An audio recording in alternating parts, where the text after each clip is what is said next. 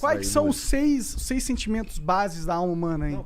Pô, isso é interessante, porque a gente fala de saúde, né, pessoal, e o que é foda? A saúde para as pessoas, na verdade, eu acredito que seja uma coisa intangível, porque a gente não reconhece saúde, Monarca, a gente reconhece a falta dela. É verdade. A gente reconhece saúde de alguma forma também. Cara, tipo, eu olho pra você e falo, puta, esse cara tá saudável. Não, tá, mas assim, quando sou eu só presto atenção quando eu tô fudido. Sim. É verdade, é verdade. É exatamente isso. Não, e isso engana. Por exemplo, eu tô com uma dor no joelho miserável, porque eu me machuquei semana passada. Então, você vê, dor é uma coisa que a gente convive, né, normal, mas a saúde também engana. Quando você vai avaliar a saúde do outro, né, isso é muito complicado, mas a saúde própria é difícil a gente quantificar, porque a gente está acostumado a perceber doença. E quando a gente vai cuidar de um paciente, por exemplo, que faz atividade física, né, a parte mais difícil do médico de esporte, na verdade, é você fazer uma avaliação, porque até então ele é uma pessoa saudável que quer fazer exercício. Pra você ter uma ideia, no meu consultório, todo mês a gente faz diagnóstico de pelo menos 2 casos de câncer em pacientes que a gente está avaliando pré-exercício. Pois é. Pré-exercício. E assim, é uma pessoa que quer treinar e que não vai em médico, mas quer ir no médico do esporte, porque já tem acompanhamento nutricionista, ou resolve fazer um check-up para começar a treinar, ou precisa de orientação, como é um consultório direcionado para a parte de performance, nutrição, treinamento, a pessoa chega lá, só que, cara, eu me sinto responsável, então eu faço uma avaliação ampla desse paciente para entender se realmente está bem, né? E é muito comum, infelizmente, né? Câncer de tireoide lá e câncer de cólon, tá? Então a gente sempre... Né? Quando o paciente tem alguns indicadores inflamatórios alterados, tem um ritmo de vida alterado, né? A gente investiga sempre um pouco mais. Né? E um outro sintoma que é delicado, mas que costuma florescer. E o que a gente percebe? Que as pessoas elas, têm uma vida meio que compartimentalizada e a gente precisa entender o que para essa pessoa é satisfação. E satisfação e alegria é só um dos 6 sentimentos básicos que a gente vive. Quem são os outros? Medo, raiva, tristeza, repulsa e surpresa. Caralho, tem 3 aí que são negativaços. Não, 4? Teoricamente, os 5 são negativos, mas eu vou aproveitar que você falou que são negativos. Mas se você não tivesse esses 5, Monark, você nunca conseguiria atingir a alegria que está do outro lado. Sabe por quê? Porque o medo, ele te protege daquilo que pode te agredir. A tristeza faz você pensar naquilo que pode te agredir. A repulsa faz você se afastar daquilo que pode te agredir. Surpresa? A surpresa, ela faz você se preparar para as coisas que pode te agredir. E a raiva faz você se defender daquilo que pode te agredir. E se você não usar essas 5 coisas negativas como ferramentas suas, você nunca vai chegar na alegria. E se você não chega na alegria, você descobre que tem 2 outros sentimentos que são menos elementares, mas que estão presentes na nossa vida, que é a culpa e a vergonha. Culpa é quando você trai os seus valores. E vergonha, quando você trai os valores da sociedade que você é inserido. E nessa mistura, nessa sopa inteira, o que a gente tem que descobrir das pessoas quando elas falam, por exemplo, quero emagrecer, ou então quero ganhar massa muscular?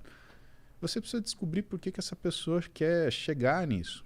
Isso é um alvo de discussão minha e da minha esposa muito frequente. Minha esposa é nutricionista, ela é especialista em comportamento alimentar, né? Ela tem uma pós-graduação sobre isso. E a gente discute muito em níveis, né, mais elevados e mais difíceis o que fazem as pessoas serem felizes ou não, o que traz satisfação para elas. O que a gente observa? Que existe uma diferença muito grande entre 2 tipos de pessoas que a gente pode dividir do grupo das pessoas que querem mudar a forma de viver ou a forma de se apresentar. Porque, entenda, o seu físico ele faz parte da sua identidade. E muita gente fala para você, olha, você pode mudar. E você pode mudar. A questão é, por que você vai mudar? Porque se você muda porque você não gosta de quem você é completamente diferente de você mudar porque você gosta de quem você é e quer melhorar. E o que eu e ela percebemos ao longo desses anos trabalhando? Que quando você tem uma pessoa que gosta de si e quer melhorar, essa pessoa ela começa a fazer uma atividade e ela vai até o final. Ou, que não tenha final, ela se sucede de uma forma progressiva. Por isso a palavra sucesso. E quando você tem uma pessoa que não gosta de si, o que acontece? ela não vai gostar da progressão. E o que vai acontecer então? Ela vai desistir. E o problema não é quem não aceita o desafio, é quem desiste diante dele. Porque o que faz com que você mude alguma coisa é consistência. Caramba, eu viajei aqui, né? Não, tu tá dando uma aula. Caralho, eu tô me sentindo merda, tá ligado? Não, velho, pelo amor de Deus, não tô falando aqui. Não. É super interessante isso. E é total. Eu nunca tinha parado pra pensar nesse negócio, né? E eu acho que tem muita gente que não se gosta realmente. É isso que eu tava pensando enquanto você tava falando, sabe? E como que você faz pra se gostar? Tipo, e por que será que as pessoas não se gostam? Como elas descobrem porque elas não se gostam? Cara, eu vou ter que falar outro acrônimo pra você, tá? Então a gente falou dos 6 sentimentos básicos da vida humana, a gente falou de mais 2. Vou falar de uma coisa que a gente chama de RAIN, tá? RAIN, ele é um acrônimo daquilo que tem que ser a sua atitude quando você se vê de frente a um desafio, uma dificuldade ou um problema. O que você faz, né, no seu dia a dia? Primeira coisa, você tem que se confrontar. Né? E aí tem um problema grande que tem muita gente que não se gosta porque evita se confrontar. E a gente precisa confrontar nossos medos, nossas tristezas, como eu falei, nossa repulsa, nossa raiva. Né? A gente precisa olhar pra gente e entender do que a gente quer ou não. Né? E aí vem a gente aprender a falar não, a gente aceitar aquilo que nos desafia. Mas existe uma forma muito técnica de você fazer isso. E é justamente por esse acrônimo. O que é a primeira coisa, RAIN? Reconhecer. Então você olha para aquilo e fala, isso me incomoda. Segunda coisa, aceitar. Você é assim. O meu cabelo é crespo, mas eu gosto de cabelo liso. Mas eu tenho que primeiro aceitar que o meu cabelo é crespo e me sentir bem com ele. Porque aí, quem sabe, eu coloco o cabelo liso e percebo que esse cabelo liso, eu faço um alisamento e percebo que esse cabelo liso, por exemplo, não me agrada tanto quanto eu imaginava. Terceira coisa, investigar. Reconhecer, aceitar e investigar. Por que você vai investigar? Você tem que entender de onde vem aquilo de você. E por último, não identificar. Ou seja, você nunca vai trazer para você. Você é um sentimento ruim, fique aí. Isso é importante para você se conhecer e para você conseguir tomar as decisões que te agradem, porque a gente é obrigado a tomar muita decisão que nos desagrada. Agora, tem algumas que nós não somos obrigados a tomar. Tem coisa que nós não somos obrigados a ouvir. E a gente tem que limitar esse barulho externo. Até porque a gente fala, não interessa o que os outros falam. Interessa, sim. Aquilo te machuca. Com o tempo, tudo bem. Você vai se calejando. Agora, o quanto de ferida você carrega na sua vida porque você deixou que essas coisas te machucassem. Hoje, com 42 anos, eu sou um monolito. Para o cara me derrubar, puta, tem que ir fundo. Ele tem que mexer com algumas coisas que estão muito dentro de mim. Agora, quando eu tinha 15, quando eu tinha 12... O próprio lance de fazer musculação. Cara, por que alguém começa a fazer musculação e quer ficar grande? Né? Você quer se defender de alguma coisa, de alguma forma. Tudo bem, você pode ter assistido o filme do Schwarzenegger, né? Viu ele empurrar a roda do destino e falou, eu quero ficar do tamanho desse maluco aí. Pode ser, mas você aceitar que você quer ficar desse tamanho é quase um Sun Tzu. É fazer guerra sem confronto. É você vencer sem lutar, ou lutar sem lutar. Né? Você chega, se apresenta daquela forma e fala, por que esse cara não vai mexer? Né? E isso na nossa vida profissional, isso na nossa vida do dia a dia, né? Ninguém vai te dar um esbarrão na rua se ele olhar para você e falar, não, isso daqui não vai dar muito certo se eu fizer isso. Se ele querer esbarrar de volta, eu acho que eu vou sair voando. Eu acho que vou pegar um pedala. Mas essas coisas, elas são importantes. E isso que a gente se preocupa, assim, na verdade, é que as pessoas, elas estão numa fase, principalmente hoje, com toda essa conversa de aceitação, etc., que você percebe que as pessoas, elas não estão se confrontando mais. Elas não estão parando para pensar quem são elas, o que as incomoda. E elas estão buscando só conforto, conveniência. Cara, a vida não é feita disso.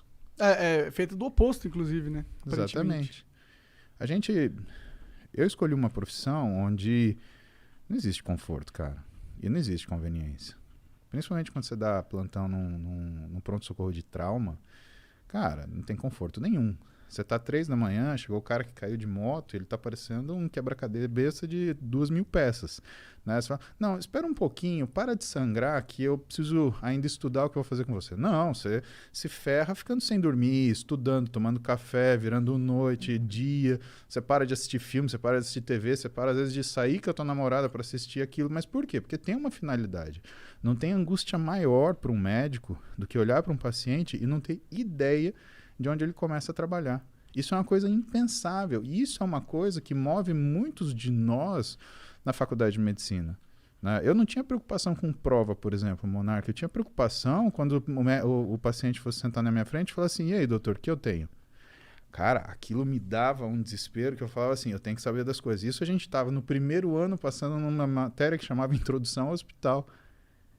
E eu olhava com admiração os meus professores, que eles conseguiam sentar com calma, ouviam o paciente e sabiam conversar com o paciente. E o médico, né, aquele médico bom, aquele médico antigo, aquele médico que ele consegue se conectar com você, porque o trabalho médico ele vem dessa conexão. Porque o que o médico faz, na verdade, né, o que ele vende é a confiança. As pessoas procuram o médico porque confiam nele. Não porque ele se formou no melhor lugar, ou porque ele tem a quantidade de diploma, ou porque ele fez... Não, porque confiam nele, né? E esses professores, eles sentavam com as pessoas e, assim, do jeito que a gente está sentando hoje, tudo bem, Maria, como é que vai você? O que está acontecendo com você? Não, mas antes, me conta um pouquinho da sua vida. Cara, aquilo era sensacional.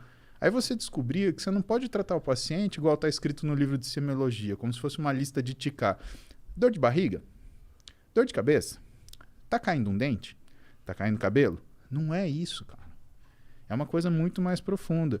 E isso, com o tempo, vai fazendo a gente entender que a gente tem que entender da pessoa, entender uma série de coisas. Mas o motivo principal, né, do desconforto inicial, e aí, de novo, a gente usa aquilo que desconforta a gente como ferramenta para a gente evoluir, é esse. E se você encontra pessoas que são fracas, o que vai acontecer?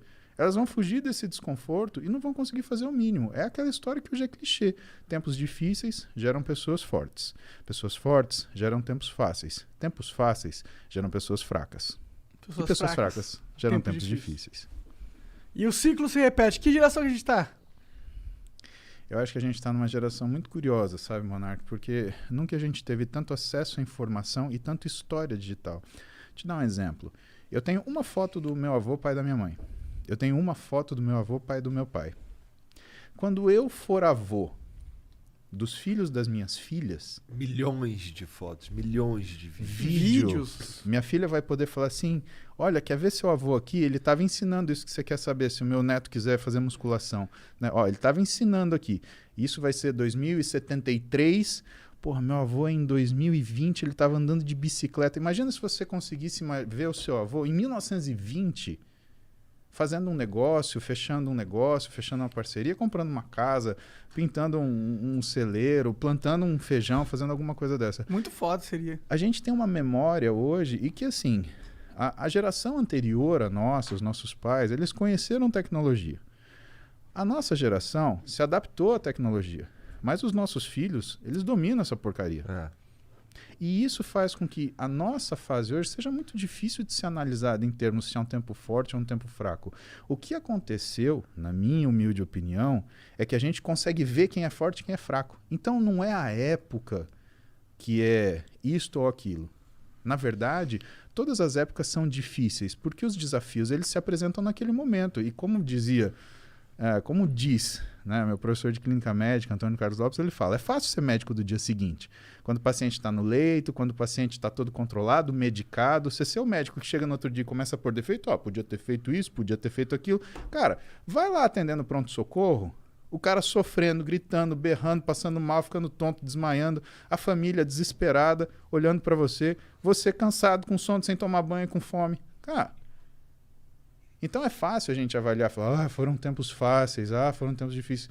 Todo tempo é difícil. A questão é que a gente hoje consegue ver pessoas fortes, a gente consegue ver pessoas fracas, a gente consegue ver pessoas fortes que se portam como pessoas fracas e pessoas fracas que estão tirando daquilo que é a fraqueza delas a força que elas precisam para sobreviver. E o que eu realmente acredito é que a gente tem uma situação onde as pessoas privilegiadas hoje, que ficam inventando o problema, e a gente vê muito isso na mídia. Gente que, né, é o tal do cara que é militante de iPhone. Ele fica fazendo passeata sentado no sofá da casa dele, né, muito confortável, com a comidinha, com não sei o quê. Exato, a gente vê muito dessas figurinhas. Esse cara, ele não consegue trocar um pneu de carro. E, por outro lado, você tem aquele garoto da periferia que não teve incentivo, que não teve ajuda, mas ele tem aquela gana de falar assim, eu vou me suceder. E esse cara, da fraqueza dele, ele vai tirar força, ele vai se superar. Então, o que eu espero é ver isso. E eu acho que isso inevitavelmente acontecer, porque essas pessoas aqui, elas vão perecer, elas vão passar. Hoje, isso daqui não permite que as mentiras sejam eternas. Você mente para muita gente pouco tempo. Você mente para pouca gente muito tempo, mas você não mente para todo mundo o tempo todo. Acabou. Hoje está aqui, está registrado. E de novo a gente volta para a história da memória. Cada vez mais aparente.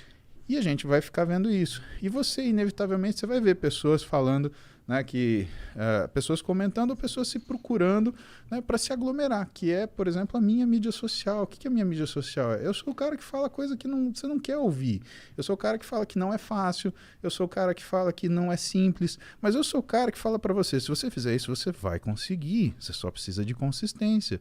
E eu tenho plena convicção que todas as pessoas que estão comigo no Instagram, no meu YouTube, elas são pessoas que eu seria muito amigo se a gente convivesse de forma próxima. Então, para mim, a mídia social, ela trouxe a oportunidade de eu ter amigos que, infelizmente, eles não estão comigo fisicamente. E esses caras, eles dividem comigo todos os dias, ou seja, no banho não tem calendário, eu pedalando de manhã, a gente conversando sobre os assuntos que eles querem saber, ou então nos posts que eu faço, ou então nos vídeos do YouTube, eles dividem comigo aquilo que é a nossa realidade. E aí a gente percebe o quê? Qual é a grande pergunta hoje, pelo menos para mim? Eu vejo que muitas pessoas têm levantado diversas bandeiras. E vejo que muitas pessoas querem muita coisa. E muitas pessoas que falam em favor da liberdade, elas querem tomar o seu direito. Porque o que conta é a liberdade delas, na verdade. Só que eu não sei de verdade, Igor, Monark, se essas são 10 pessoas gritando para 10 mil caladas. Porque se isso acontecer, a hora que as 10 mil resolverem falar, meu amigo, não vai precisar de grito. Nós não vamos nem precisar falar, né? Elas vão Exatamente. derrubar tudo porque elas passarem pela frente, quando elas quiserem. Mas eu não sei, porque a democratização da informação e da palavra é real. Muita gente hoje conversa, fala, sabe? Eu acho importante. O Rafinha falou isso. O Rafinha falou uma coisa que eu acho que ele tem absoluta razão, cara. Ele falou, qualquer um pode falar qualquer coisa. Né? Isso chama de direito à opinião. Mas você não é médico, você não vai falar isso, ou você não é, sei lá, político, você não vai falar aquilo. Não, cara, você tem que ouvir o que a pessoa acha. Porque se você não ouvir o que a pessoa acha, você nunca vai conseguir colocar ela no caminho certo. A única coisa que tem que acontecer é respeito. E assim, você saber seu lugar. Vou te dar um exemplo claro hoje sobre essa questão de sabermos o nosso lugar.